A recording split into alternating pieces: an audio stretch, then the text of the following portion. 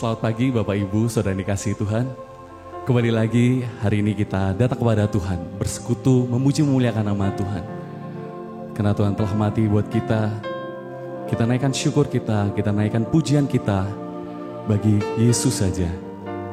Terima kasih Tuhan, kami mengucap syukur hari ini. Haleluya, haleluya.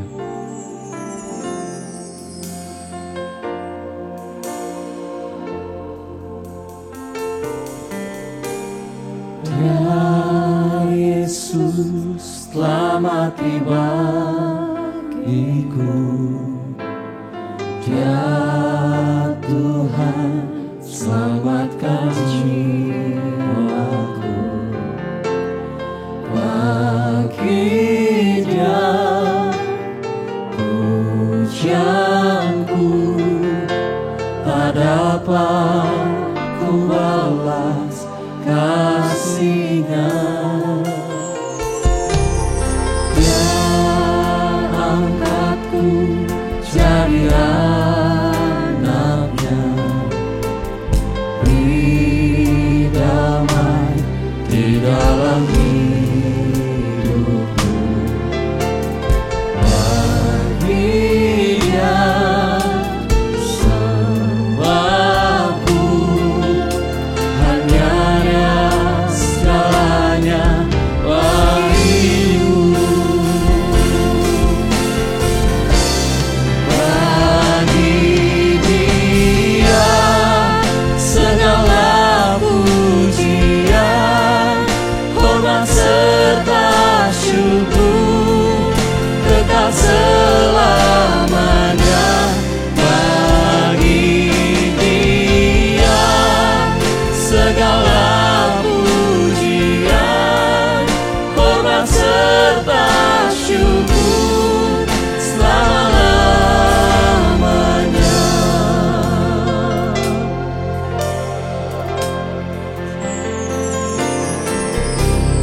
Dia Yesus telah mati bagiku, Dia Tuhan selamatkan jiwaku. Bagi Dia pujianku, tak dapat ku balas kasih-Nya. Dia angkatku jadi anak-Nya, beri damai di dalam hidupku. Bagi Dia sembahku, hanya Dia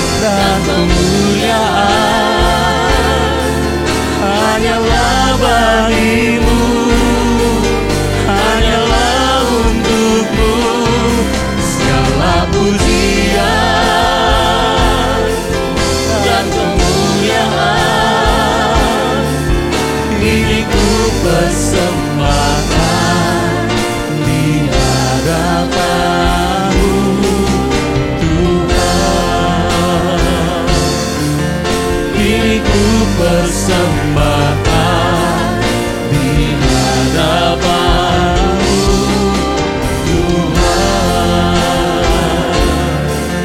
Ini ku persembahkan di hadapan-Mu, Tuhan. Segala pujian, segala hormat, segala kemuliaan hanya bagi-Mu, Yesus. Kau yang layak disembah, Kau yang layak dipuji, hanya Yesus Tuhan.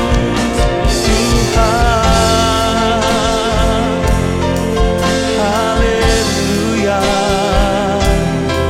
haleluya. Segala pujian hormat bagi-Mu, Yesus. Kami ucap syukur Tuhan, karena perbuatan-Mu atas kehidupan kami sungguh ajaib, sungguh luar biasa Tuhan. Sampai hari ini Tuhan kami boleh merasakan, menikmati kebaikan-Mu. Terimalah segala pujian kami Tuhan. Kami mau terus menyenangkan-Mu, kami mau terus memuliakan nama-Mu Tuhan. Pagi hari ini Tuhan Yesus, kiranya Kau pimpin ibadah kami dari awal sampai akhirnya. Bila segala pujian hormat hanya bagi nama Yesus saja. Di dalam nama Tuhan Yesus Kristus. Haleluya. Amin. Haleluya. Mari kita sama-sama pujikan bahwa Dia Allah yang sanggup melakukan segala sesuatu. Dia Allah yang sanggup melakukan segala perkara dalam kehidupan kita. Amin Bapak Ibu. Terima kasih Tuhan.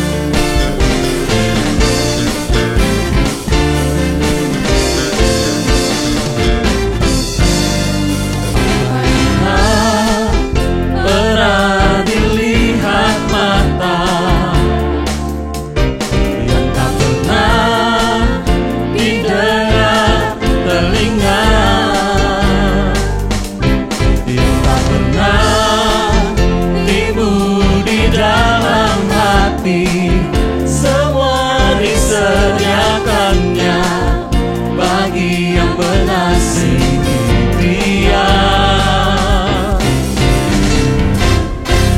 Allah sanggup melakukan segala perkara, dulu, sekarang, dan selamanya. Kuasanya tidak berubah. Allah sanggup melakukan segala perkara, dulu, sekarang, dan selamanya. Kuasanya tak berubah.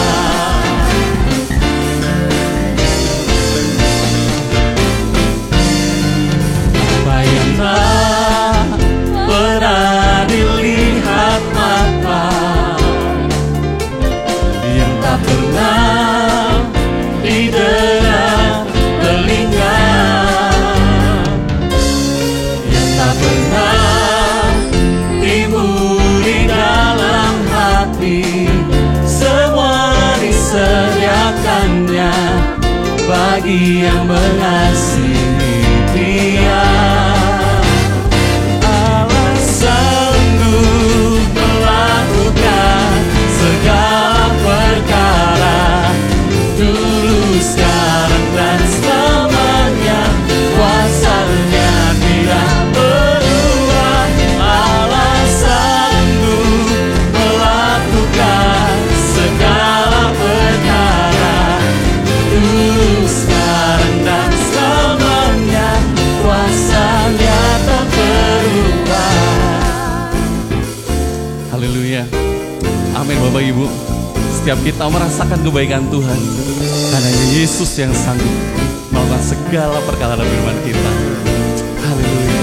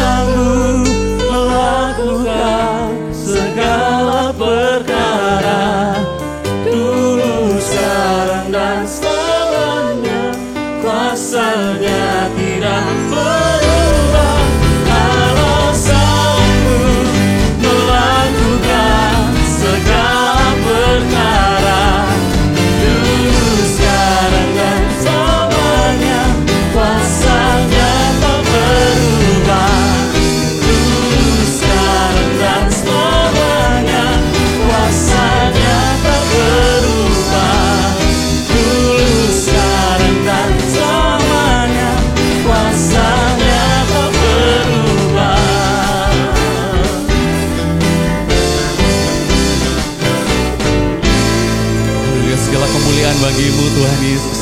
Hanya di dalam nama Tuhan kita boleh kemenangan, kita boleh pengharapan. Haleluya. Hanya firman-Mu Tuhan yang menerangi kehidupan kami.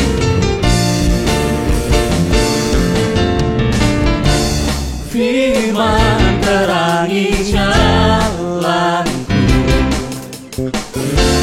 bisa iman di setiap waktu,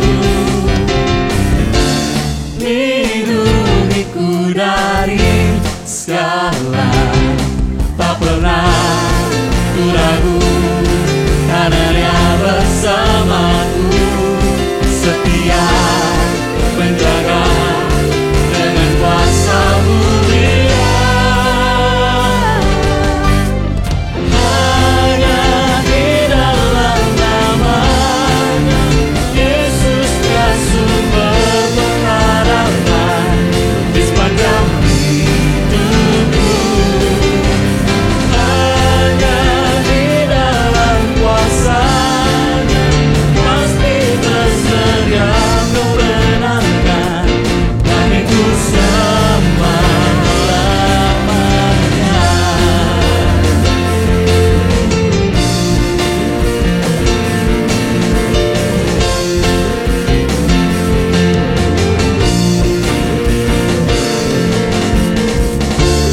Kebenaran yang bebaskan selalu berikan ku kekuatan, hadapi segala tantangan, tak pernah ku ragu, karena Dia bersamaku, setia menjaga dengan kuasa mulia. Hanya di dalam nama-Nya Yesus Dia sumber pengharapan di sepanjang hidupku. Hanya di dalam kuasa-Nya pasti tersedia kemenangan, bagiku selama-lamanya.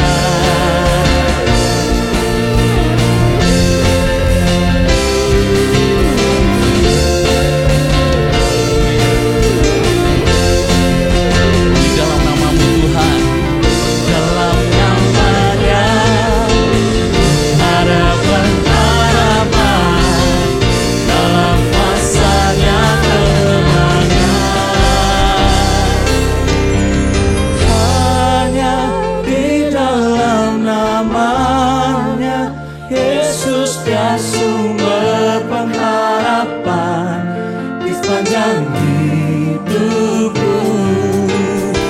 Hanya di dalam kuasa-Nya pasti tersedia kemenangan, bagiku selamanya. Hanya di dalam nama-Nya Yesus Dia sumber pengharapan di sepanjang hidupku. Hanya di dalam kuasa-Nya pasti tersedia kemenangan, bagiku selama-lamanya.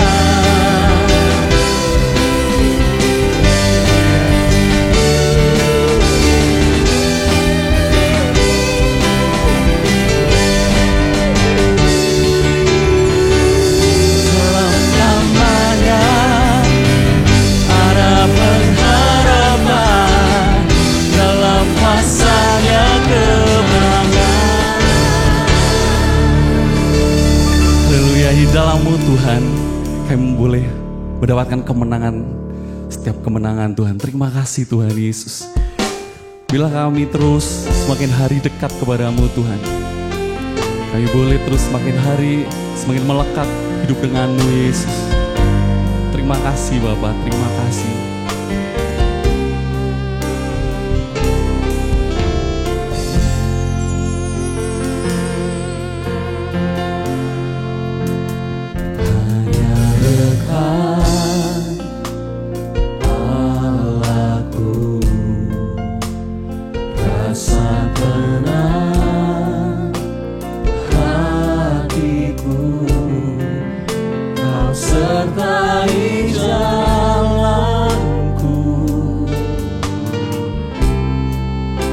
sepanjang hidupku.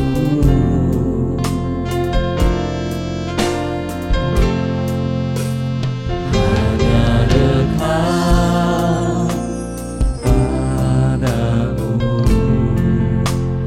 ada kekuatan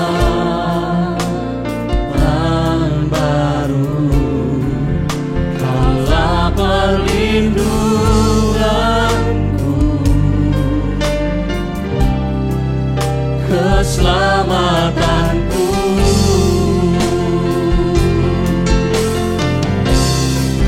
Ku ingin selalu bersekutu denganmu, menikmati hadiratmu. Biarkan Rohmu tinggal dalam hidupku.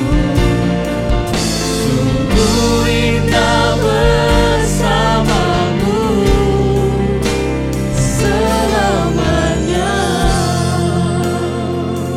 Hanya dekat Allahku. Haleluya Yesus. Hanya dekat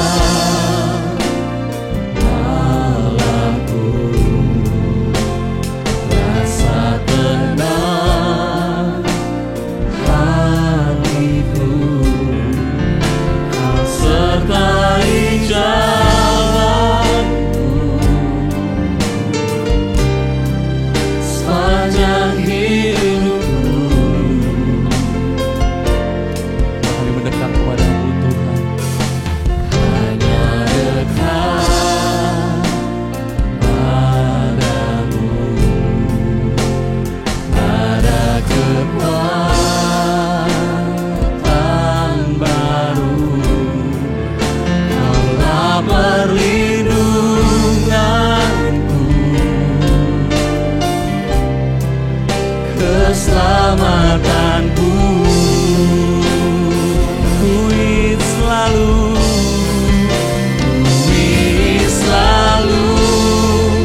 bersekutu denganmu, menikmati hadiratmu.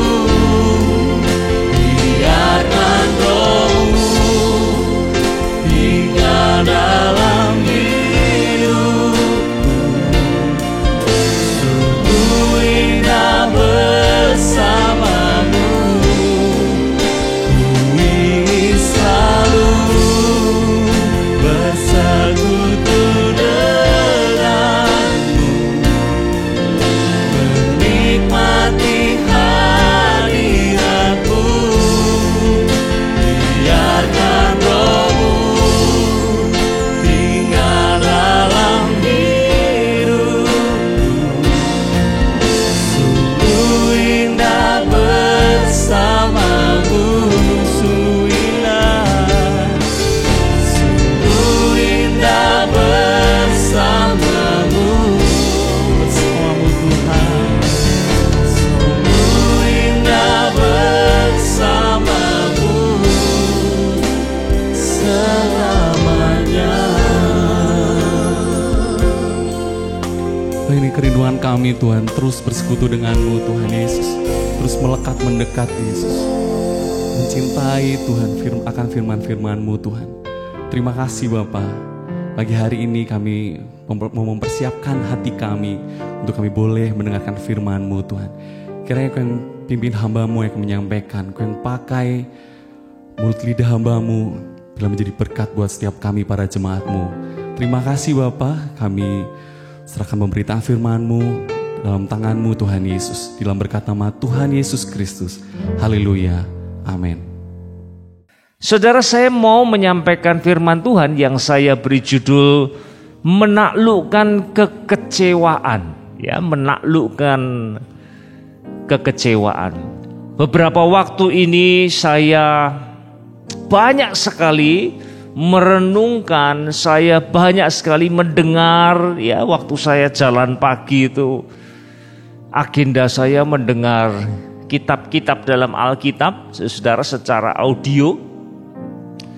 Dan ada satu kitab yang melekat dalam hati saya dan terus menjadi perenungan saya selama pandemi ini, yaitu kitab Rut.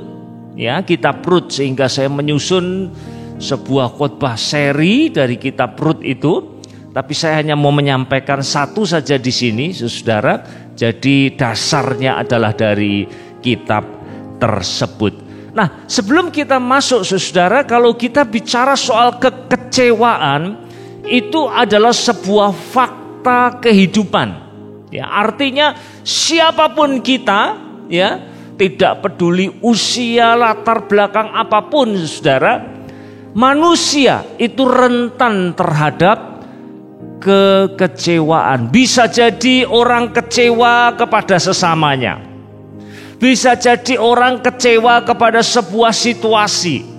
Bisa jadi orang kecewa bahkan kepada Allah. Nah, itu sebabnya mari sama-sama kita akan belajar dari firman Tuhan, saudara, terutama dari sikap Naomi dan Rut. Ya, sikap daripada Naomi dan Rut. Mari kita mulai, saudara, dengan membahas yang pertama, alasan untuk kecewa. Ya, alasan untuk kecewa. Selalu ada alasan untuk kecewa. Nah, kalau kita telusuri kenapa sih kok kita ini sering kecewa kepada sesuatu. Ya, bahkan saudara pulang dari ibadah saja bisa kecewa. Wah, pujiannya kok begini, kok musiknya kok begini, kok tetanggaku tadi kok gak nyapa aku. Ya, bisa kecewa saudara. Pulang dari ibadah saja bisa kecewa. Kenapa? Karena harapan kita, ya, ekspektansi kita itu tidak sesuai dengan kenyataan. Makanya orang bilang lebih baik tidak punya harapan supaya tidak kecewa, saudara. Ya, nah, tapi namun demikian, saudara, ketika kita terus dikuasai oleh kekecewaan, mari kita ingat bahwasanya kehidupan kita ini terus berjalan, rencana Allah terus berjalan. Nah, kalau kita dibelenggu oleh kekecewaan, maka kita tidak bisa berjalan bersama dengan Allah untuk menggenapi rencana-rencananya yang besar. Itu masalahnya, saudara. Nah, mari kita akan kembali kepada kisah yang tercatat di dalam kitab Rut. Ya. Elimelek sebagai kepala keluarga, istri Naomi, lalu kemudian dua putra mereka yaitu Mahlon dan Kilion. Suatu saat, saudara, di Bethlehem terjadi kelaparan. Ya, lalu ya samalah, saudara, saya kira keluarga yang normal ya pada umumnya.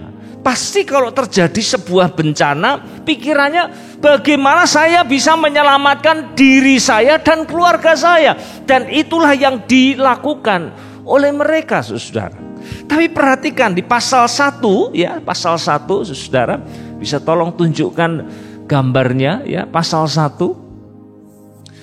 Selama 10 tahun mereka hijrah, ya, ke Moab, ya, dari Bethlehem menuju ke Moab. Inilah yang terjadi, saudara. Satu persatu anggota keluarga mereka, dan ini tulang punggung semua ini, saudara, meninggal dunia. Mulai dari Elimelek, lalu disusul oleh Kilion dan Mahlon, saudara, sehingga akhirnya menyisakan dua janda, yang satu tua, yang satu muda. Saudaraku yang dikasihi oleh Tuhan. Nah, itu sebabnya kita melihat di sini, ya, bahwa memang di pasal 1 dari kitab Rut, kita melihat di sana ditonjolkan sebuah ironi kehidupan. Semua orang ingin bahagia, tetapi kenyataannya seringkali terjadi situasi-situasi buruk yang di luar kendali manusia. Dan itu mengakibatkan kehidupan manusia menjadi begitu menderita. Saudaraku yang dikasihi oleh Tuhan.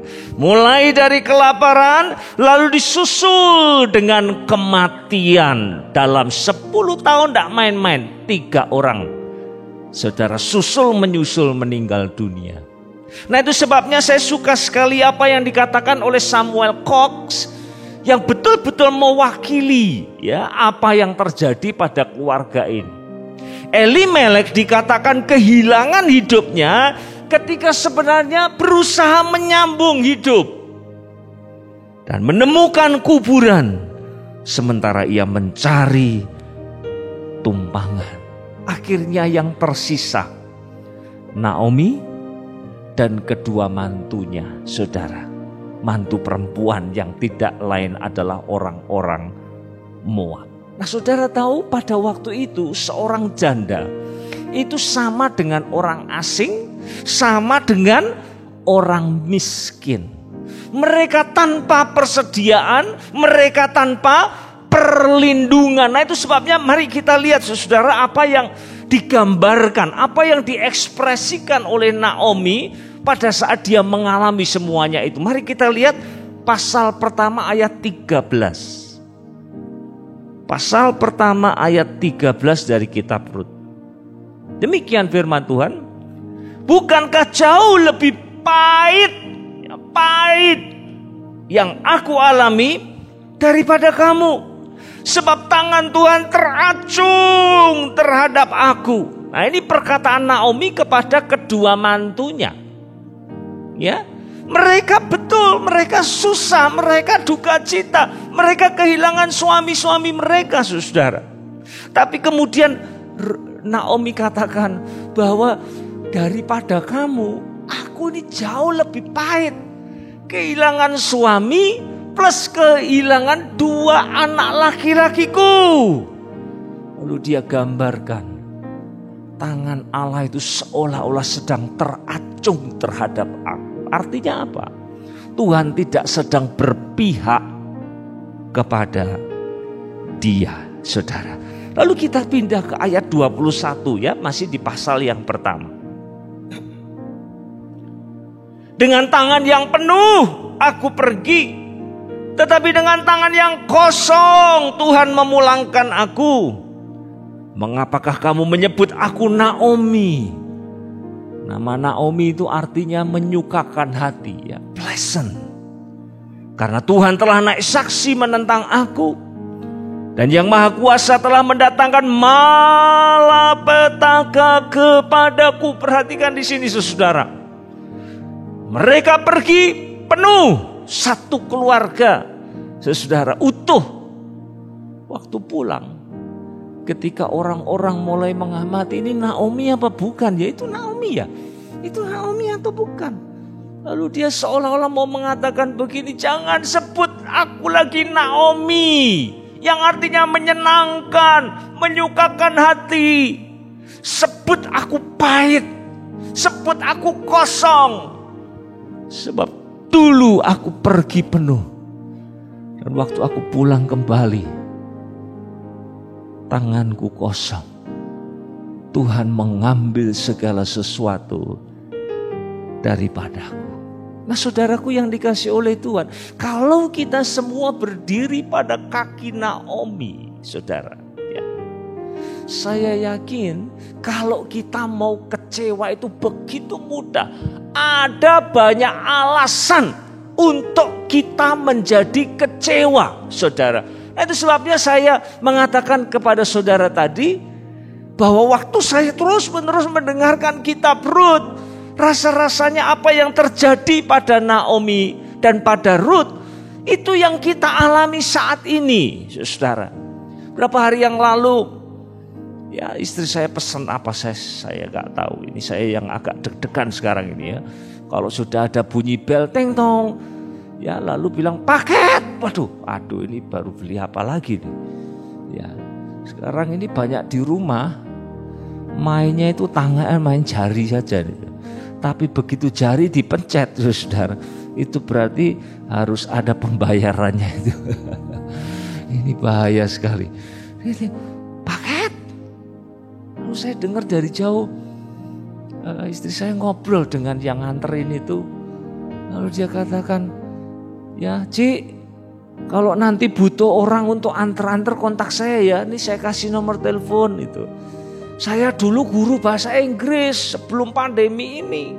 Sekarang tidak ada muridnya, jadi saya ini sudah nganter-nganter barang seperti ini. Saudara, itu satu dari, saya nggak tahu, mungkin jutaan orang yang mengalami hal yang sama. Saudara, kita menghadapi sebuah situasi yang sulit. Saya tidak pernah ada orang yang bisa tersenyum bahagia menceritakan situasi yang dihadapinya pada saat ini. Mulai dari orang yang kehilangan keluarga mereka karena terjangkiti COVID-19. Mereka yang kehilangan pekerjaan karena banyak perusahaan yang tidak lagi bisa melanjutkan usaha mereka. Saudaraku yang dikasihi oleh Tuhan, murid-murid pada ngeluh, waduh pembelajaran online ini sulitnya minta ampun. Ya, teman saya bilang anak saya ini paling bisa 5 menit nih. Ya, absen lalu hilang. Saudara, untuk anak-anak yang masih begitu muda untuk bisa mempertahankan konsentrasi sekian lama sangat sulit. Ya, waktu Pak Jokowi telepon seorang guru ya di Padang sana, lalu tanya apa kesulitannya. Ya, kami masih bisa melakukan bagian kami ngajar, tapi kami gak pernah bisa pantau anak didik kami ini sudah meresap atau belum, sudah ngerti atau belum, saudara. Di semua segi dalam kehidupan kita terpengaruh. Bahkan yang mau nikah pun di cancel. Nunggu tahun depan aja, kalau sudah tidak ada pandemi lagi. Saudaraku, belum lagi ya hampir banyak mungkin saya ketemu orang, aduh Pak, gara-gara pandemi saya gendut. Kok bisa gendut? Nah ya itu saudara, kalau belanja sisa nih supaya nggak keluar tuku sing akeh pisan. Ya kan, ditaruh di kulkas saudara. Maksudnya untuk 1 bulan, seminggu entek. Gimana ndak gendut saudara? Iya. Ini semua keadaan-keadaan yang kita hadapi, dan saya percaya kalau kita mau kecewa ada banyak alasan, saudara. Tetapi mari sama-sama saya ajak kita belajar dari Naomi dan Ruth. Ya, apa yang mereka kemudian kerjakan di dalam situasi yang seperti itu. Saya mau sampaikan 2 poin saja. Yang pertama tadi, banyak alasan untuk kecewa. Tetapi juga kecewa tidak kecewa itu pilihan kita. Dan perhatikan saudara, Naomi dan Ruth, mereka menolak untuk menjadi kecewa. Saudara, mari kita lihat sama-sama. Pada saat Naomi kembali bersama dengan Ruth karena Orpah memilih untuk pulang ya ke negerinya, saudara. Maka sebenarnya waktu mereka sampai di Bethlehem, ya ketika mereka dengar bahwa Bethlehem sudah kembali diberkati Tuhan, sudah mulai ada panen gandum barley ya saudara. Lalu akhirnya pada saat mereka tiba, mereka betul-betul seperti yang digambarkan oleh Naomi, tangan mereka kosong. Maka kebutuhan mereka itu 2, dalam bahasa Inggris itu 2 F. F yang pertama food, F yang kedua family. Ini penting saudara pada waktu itu ya. Sekali lagi kalau kita bicara soal wanita, itu hidupnya itu sepenuhnya bergantung pada prianya, suaminya. Tanpa suami maka mereka betul-betul rentan terhadap berbagai macam eksploitasi. Mereka hidup sendiri tanpa persediaan, tanpa perlindungan. Nah, kalau saudara membaca di pasal 2, maka saudara akan menemukan bahwa Ruth itu menunjukkan kualitas karakter yang luar biasa, saudara. Dia tidak mengasihani diri, ya. Dia tidak meratapi nasibnya, tetapi kemudian dia mengatakan kepada mertuanya, biar aku yang keluar, saya tak cari makan apapun sudah, saya lakukan. Luar biasa, saudara. Kalau saudara membaca pasal yang kedua, saudara akan melihat bahwa Rut kerja tanpa malu. Dia mengambil jelai-jelai yang berjatuhan. Ya, para buruh yang bekerja itu memang diminta ya di dalam kitab-kitab Pentatuk itu, saudara, di dalam 5 kitab pertama memang diatur jelai yang jatuh tidak boleh diambil. Itu untuk orang miskin, untuk orang asing. Dan itulah yang dilakukan oleh Rut pada waktu itu. Tidak kenal lelah, saudara. Bahkan ada ayat yang mengatakan dari pagi dia tidak pernah berhenti memunguti jelai-jelai yang tersisa itu. Sampai akhirnya mendapat perhatian daripada Boaz. Siapa wanita itu? Itulah mantunya Naomi. Luar biasa. Dan dia tahu itu mantu dari kerabatnya, saudara. Sehingga dia katakan, ayo biarkan dia mungut dan jangan ada yang ganggu dia. Pulang pun disangoni, saudara. Nah, kebutuhan yang pertama sudah dicukupi. Tetapi apakah keadaan akan terus begitu? Ini tidak fair. Lalu Naomi berpikir kita harus bergerak maju, saudara. Nah, maka mari kita akan lihat sekarang pasal 3 ayat yang pertama. Pasal 3 ayat yang pertama. Lalu Naomi mertuanya itu berkata kepadanya, anakku, apakah tidak ada baiknya jika aku mencari tempat perlindungan bagimu supaya engkau berbahagia. Perhatikan kata tempat perlindungan, saudara. Dalam bahasa Ibrani itu manoah. Ya, sekali lagi saya ingatkan tadi apa yang saya sudah katakan. Wanita tanpa suami maka tanpa perlindungan, tanpa persediaan. Nah, itu sebabnya pria itu dianggap sebagai tempat perlindungan, saudara. Dan inilah yang menjadi proposal daripada Naomi. Dia tidak mau keadaan akan terus seperti itu. We have to do something. Kita harus lakukan sesuatu. Lalu apa, saudara, instruksinya? Mari kita lanjut ayat yang kedua. Maka sekarang, bukankah Boaz yang pengerja-pengerjanya perempuan telah kau temani itu adalah sanak kita? Dia pada malam ini menampi jelai di tempat pengirikan. Ini penting, saudara ya. Seringkali kalau kita sudah dalam situasi yang kalut, lalu kemudian seolah semua pintu tertutup, lalu kemudian kita menyerah, saudara. Ini bahayanya dengan kekecewaan ya. Mulai apatis dan akhirnya kita menyerah. Tapi perhatikan Naomi di sini. Dia melihat dalam situasi apapun ada secercah harapan di sana. Lalu ayat yang ketiga, maka mandilah dan beruraplah, pakailah pakaian bagusmu dan pergilah ke tempat pengirikan itu.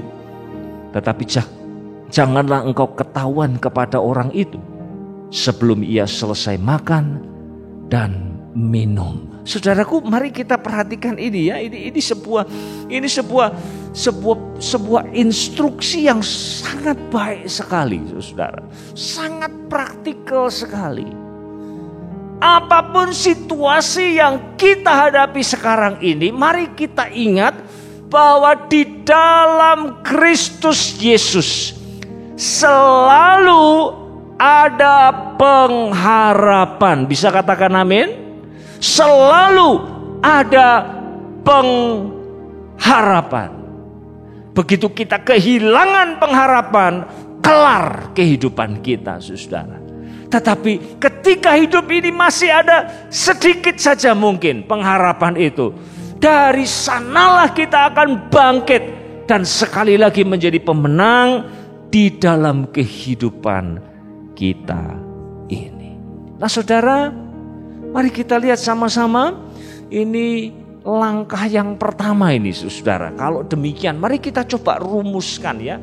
Langkah pertama untuk kita bisa terlepas dari kekecewaan adalah dengan memisahkan apa yang ada dalam jangkauan kita dan yang di luar jangkauan kita.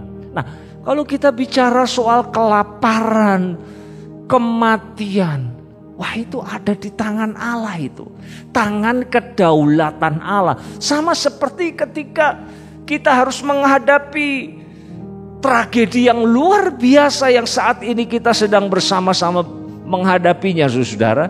Itu ada di tangan Tuhan. Kita tidak bisa ganggu gugat. Itu di luar jangkauan kita. Tetapi mari kita harus refokus. Kita harus alihkan perhatian kita. Jangan terus menyesali apa yang sedang terjadi di tengah-tengah kita. Sama seperti Naomi. Dia mengajak Rut, ayo kita lihat. Ada sisi terang. Ini jalan keluar.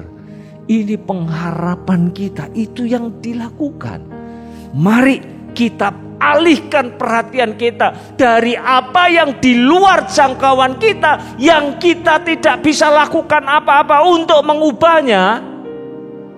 Mari sekarang, apa sih yang bisa kita lakukan untuk kita mengubah keadaan kita? Nah, itu saudara, itu langkah pertama ketika kita menghendaki keluar dari kekecewaan. Nah, mari kita lihat sama-sama, ini ada unsur budaya, unsur ketetapan Allah, saudara, yang sudah ditetapkan dalam perjanjian lama yang mungkin asing buat kita. Nah, mari kita lihat tadi Naomi katakan, bukankah Boas itu sanak kita? Nah, ini sebuah konsep dalam perjanjian lama ya. Goel namanya, bukan Goes. Goel. Ya, Goel. Pengertiannya apa? Kalau bahasa Inggris kinsman redeemer. Ya, atau mungkin di Indonesia kan jadi sanak penebus. Jadi, saudara, di dalam perjanjian lama, dalam kitab Pentatuk ya, 5 kitab pertama itu diatur oleh Tuhan. Ya. Pertama, saudara, kalau ada seorang saudara kerabat yang karena miskin kemudian menjual dirinya sebagai budak, maka kerabatnya yang paling dekat terutama, dia punya kewajiban untuk menebus dia. Imamat 25 ayat 48. Lalu kemudian saudara, kalau ada kerabat yang terbunuh, maka orang yang paling dekat dengan dia, ya secara hubungan darah, dialah yang punya hak untuk melakukan pembalasan kepada orang yang membunuhnya.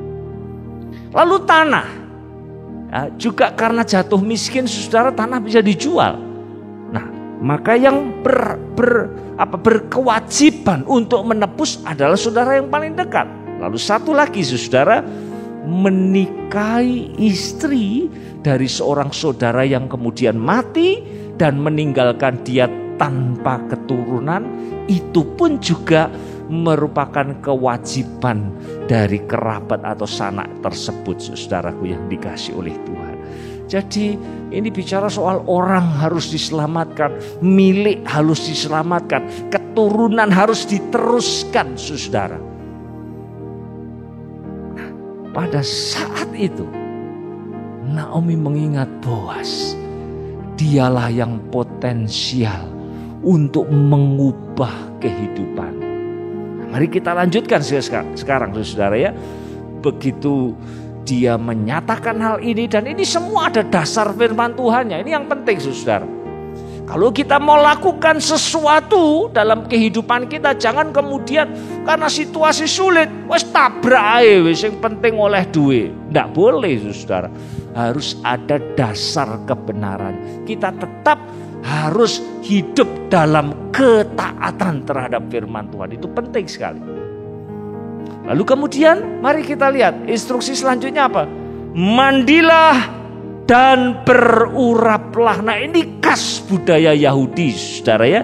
Kalau seorang istri suaminya meninggal, maka dia akan mengenakan kain kabung. Ya, biasanya ini kain yang kotor, yang jelek kualitasnya, seperti karung goni begitu.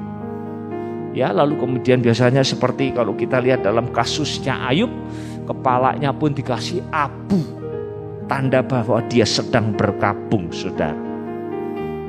Nah, kemungkinan besar Rut pada waktu itu sedang mengenakan pakaian kabung ini. Lalu kemudian waktu Naomi katakan kepada mantunya, ayo sekarang mandilah dan beruraplah, pakailah pakaianmu yang paling baik. Artinya apa, saudara? Artinya, bahasa Inggris, saudara, it's time to move. Jangan terus kita tinggal dalam keadaan ini. Katakan goodbye kepada kekecewaan. Mari kita terus lanjut.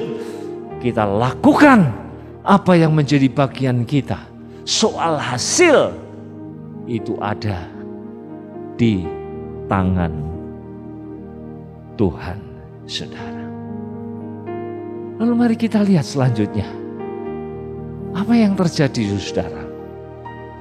Ketika kita lakukan bagian kita, maka Tuhan akan urus langkah-langkah yang selanjutnya. Mari kita lihat sekarang apa yang menjadi responnya Boas sekarang, ya. Mari kita mau melihat sekarang di ayat yang ke-10. Ya, ayat yang ke-10. Lalu katanya, diberkatilah kiranya engkau oleh Tuhan, ya anakku. Sekarang engkau menunjukkan kasih-Mu lebih nyata lagi daripada yang pertama kali itu. Karena engkau tidak mengejar-ngejar orang-orang muda, baik yang miskin maupun yang kaya.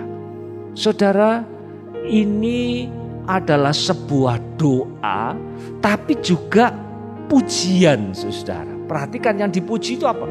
Kasih daripada Rut itu. Pertama, ya, pada saat mereka kemudian mendengar Bethlehem kembali diberkati oleh Tuhan, mulai ada panen lagi, lalu mereka putuskan, ayo sekarang kita kembali ke Bethlehem. Saudaraku yang dikasih oleh Tuhan, ini dia, ini yang pertama, ya. Yang pertama, bahwa Rut setia mengabdikan diri kepada mertuanya. Ini kasih yang luar biasa ini. Dia masih muda loh, saudara. Ya, biasanya kalau sekarang ini orang berpikir, lah kalau tidak ada manfaatnya, nggak ada duitnya, ya kalau nggak menguntungkan saya, lah ngapain? Tinggal saja. Ya saya mau mulai lembaran yang baru dalam hidup saya. Tapi Rut tidak demikian. Lalu dikatakan dia tidak mengejar orang-orang muda. Jadi kemungkinan Boas pada waktu itu sudah cukup usia. Mungkin, saudara, ada pakar Alkitab yang mengatakan usianya itu sama seperti Elimelek, seusia dengan mertua laki-lakinya yang sudah meninggal di Moab itu. Tapi sekali lagi, demi Naomi, saudara, dia mengorbankan dirinya untuk itu. Saudara, ada dua hal yang dikatakan oleh Boas di sini. Jadi ini adalah ungkapan penghargaan Boas kepada Rut. Rut, kamu memang istimewa dalam hal ini. Lanjut, saudara, ayat yang ke-11 sekarang. Oleh sebab itu, ini kesimpulannya, saudara. Oleh sebab itu anakku, janganlah takut. Segala yang kau katakan itu akan kulakukan kepadamu. Sebab setiap orang dalam kota kami tahu bahwa engkau seorang perempuan baik-baik. Luar biasa. Baik-baik. Bahasa Ibrani khayil. Ya, ini konotasinya sebenarnya militer, ya, atau pasukan. Kalau ada satu negara yang punya pasukan yang kuat disebut khayil, militer. Dan ini dikenakan pada Rut. Artinya apa? Rut, kamu ini punya inner strength. Kamu punya kecantikan batiniah yang luar biasa. Kamu orang yang berkarakter, saudara. Perhatikan saja, begitu sampai di Bethlehem, Dia tidak mau tunggu, dia tidak mau bermalas-malasan, dia tidak mau meratapi nasibnya, tetapi dia langsung saja bekerja. Dan di dalam pengaturan Allah, saudara, tangan Tuhan menuntun dia ke kebun yang dimiliki, ladang yang dimiliki oleh Boas. Bukan sebuah kebetulan, saudara. Nah, ini yang saya kira kita mesti lakukan saat ini, saudara. Seringkali ini pikiran sudah blank. Saya tidak tahu mau bikin apa ini. Situasi sulit, mau jual ini ya tidak laku. Bingung saya, Tuhan. Mari doa. Doa kepada Tuhan, minta Tuhan tuntun langkah saya. Saya manusia yang lemah, saya tidak tahu apa yang terjadi di depan saya. Tapi saya tahu Tuhan saya Tuhan yang berdaulat. Dan dia sanggup mengatur langkah kehidupanku untuk mewujudkan rencananya yang begitu besar dalam hidup. Jangan pernah berhenti berharap kepada Tuhan. Apapun keadaan saudara dan saya. Amin, saudara. Kok lemes ya? Amin. Saya agak keringetan ini sudah. Saudara jawabnya kok lemes. Amin. Nah, itu dia, puji Tuhan. Dan sesungguhnya saudara, ini sesuatu yang luar biasa. Kita tahu bahwa Rut itu asalnya dari Moab, ya. Moab ini kan hasil hubungan inses antara Lot dan putrinya itu yang membuat dia jadi mabuk. Mereka kemudian berhubungan, lahirlah Amon dan Moab. Dan mereka terkenal sekali sebagai suku bangsa yang menyembah kepada berhala. Menyembah kepada berhala biasanya itu ada ada rentetan di belakangnya. Biasanya mereka juga terlibat dalam praktek-praktek seksual yang menyimpang, saudara. Tapi kok ada orang yang seperti ini? Ini betul-betul mutiara, saudara. Luar biasa, di tengah-tengah sampah yang menggunung ada sebuah mutiara yang namanya Rut. Saudara, ini juga yang harus kita lakukan dalam hidup kita. Begitu kita melihat ada sececah harapan, tapi saya tetap tidak boleh kompromi dengan nilai-nilai di dunia ini. Saya tetap akan menjadi anak Tuhan yang berkarakter. Mungkin saya akan berusaha keras dan mungkin saya akan menderita. Saya akan menghadapi banyak sekali kesulitan di saat-saat yang seperti ini. Tetapi Tuhan tidak pernah menutup mata kepada anak-anaknya yang rela membayar harga demi kemuliaan namanya. Saudara, itu sebabnya tidak heran di kalangan orang Yahudi, Rut itu padahal orang kafir ya, saudara. Dia dianggap sebagai model dari wanita yang ideal. Ya, dan wanita yang ideal yang seperti apa? Yang seperti didaftarkan dalam Amsal pasal 31 itu. Saudaraku yang dikasihi oleh Tuhan. Puji Tuhan. Tuhan akan menolong kita semua. Amin. Terakhir saya mau mengatakan ini dari Lisa Terkers. Saya nggak tahu baca nama belakangnya ini, mungkin nanti saya tanya kepada Om Dik.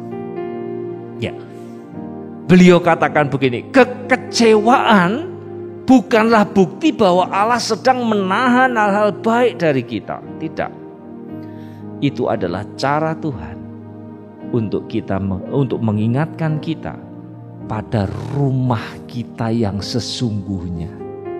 Saudara, dunia kita ini tidak sempurna. Itulah yang membuat kita jadi kecewa. Situasi buruk terjadi di sana sini dan itu pun yang kita hadapi sekarang ini, saudara. Lalu apa tujuannya? Apa tujuannya kok Tuhan mengizinkan kita kecewa dengan keadaan ini? Supaya kita ingat, saudara, bahwa rumah kita yang sesungguhnya itu bukan dunia ini, amin. Bukan dunia ini. Dan dengan begitu kita terus memandang kepada Allah bahwa suatu saat saya akan tinggal di kota kudus Allah itu. Di Yerusalem baru. Yang tidak akan pernah mengecewakan kita semua. Haleluya. Tuhan memberkati kita semua. Mari kita tunduk kepala. Saudara, kita sambut firman Tuhan dengan pujian. Saat tiada jalan, hadapi persoalan. Yesus ada di sana dan memberiku jawaban.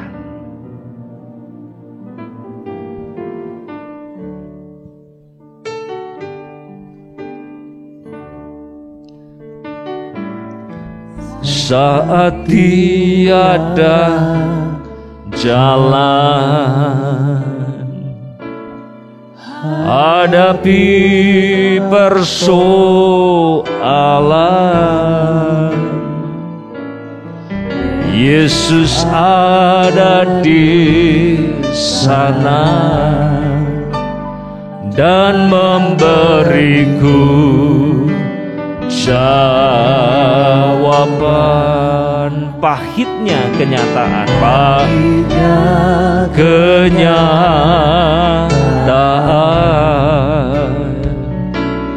dan tak mampu bertahan. Yesus ada di sana dan memberiku jawaban. Mari katakan, hanya nama Yesus,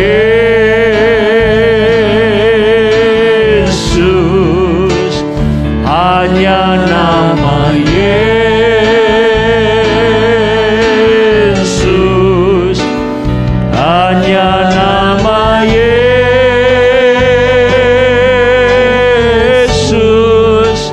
berikan ku harapan. Hanya nama Yesus,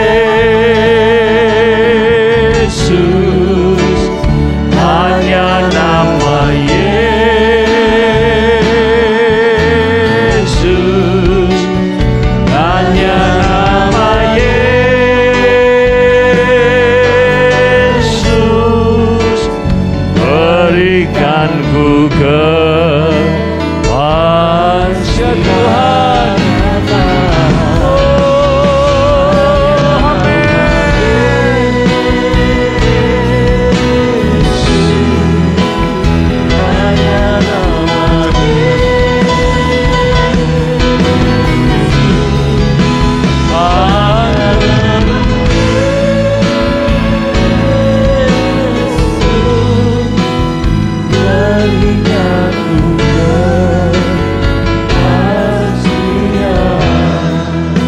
Berikanku kepastian. Sekali lagi, berikanku kepastian. Bapa, inilah pengakuan kami. Hanya di dalam Engkaulah pengharapan kami. Tuhan, tolong kami untuk kami terus memandang kepada Tuhan Yesus yang adalah pengharapan kami. Dan kami percaya pengharapan di dalam Engkau tidak akan pernah mengecewakan kami. Terima kasih Bapa di surga, meteraikan firman-Mu dalam setiap hati kami. Sampai firman-Mu mengerjakan yang terbaik dalam hidup kami. Terima kasih Tuhan. Kembalikan segala puji, hormat, kemuliaan hanya bagi-Mu saja. Haleluya. Mari semua yang diberkati oleh Tuhan, bersama-sama kita katakan, Haleluya. Ya Tuhan, hadirat-Mu tetap menyertai mereka untuk memberkati setiap rumah tangga mereka, seluruh anggota keluarga mereka. Berkatilah usaha dan mata pencaharian umat-Mu. Berkatilah roti dan air mereka. Berkatilah umat-Mu ini dengan kekuatan dan kesehatan. Sesungguhnya Dikau sangat mengasihi umat-Mu. Seluruh umat-Mu ini ada di dalam telapak tangan-Mu, dan tak seorang pun dapat merampas mereka, domba-domba-Mu ini, dari dalam tangan-Mu.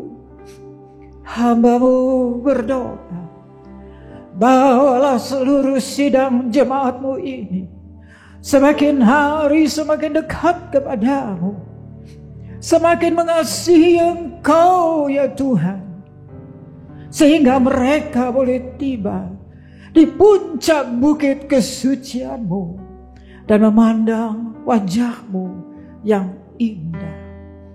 Kini sidang jemaat yang dikasihi Tuhan, Allah yang kekal adalah naungan-Mu, dan lengannya yang abadi menopang Engkau. Tuhan memberkati Engkau dan melindungi Engkau. Tuhan menyinari Engkau dengan wajah-Nya, serta memberikan Engkau kasih karunia. Tuhan menghadapkan wajah-Nya kepadamu dan memberikan Engkau damai sejahtera di dalam berkat nama Tuhan Yesus Kristus. Amin.